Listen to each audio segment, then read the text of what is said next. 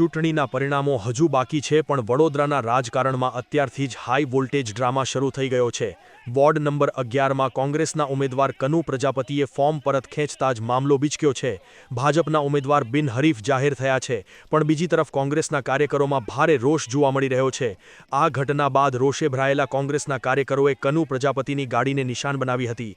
ચૂંટણી પ્રક્રિયા દરમિયાન સર્જાયેલા આ વિવાદમાં ઉશ્કેરાયેલા કાર્યકરોએ કનુભાઈની ગાડીના કાચ તોડી નાખ્યા હોવાના દ્રશ્યો સામે આવ્યા છે.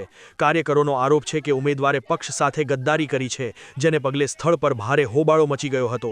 કોંગ્રેસના સૂત્રો દ્વારા એવો દાવો કરવામાં આવ્યો છે કે ઉમેદવાર પર રાજકીય દબાણ હતો અને તેઓ 2 દિવસથી ગાયબ હતા. મામલો એટલો ગંભીર હતો કે કોંગ્રેસના અગ્રણીઓ તેમને સમજાવવા માટે અમદાવાદ પ્રદેશ સમિતિ સુધી પણ લઈ ગયા હતા. જો કે આ તમામ પ્રયાસો નિષ્ફળ રહ્યા અને અંતે કનુભાઈએ કલેક્ટર કચેરી પહોંચી ફોર્મ પાછું ખેંચી લીધું. વોર્ડ પ્રમુખે આક્ષેપ કર્યો છે કે ભાજપના કાર્યકરોએ કનુભાઈને અમિતનગર સર્કલ પાસેથી અન્ય સ્થળે ખસેડ્યા હતા. જો કે કનુ પ્રજાપતિએ તમામ આક્ષેપોને નકારી કાઢતા જણાવ્યું કે તેઓ વોર્ડ 10ની ટિકિટ ઈચ્છતા હોવાથી આ નિર્ણય સ્વૈચ્છિક રીતે લીધો છે.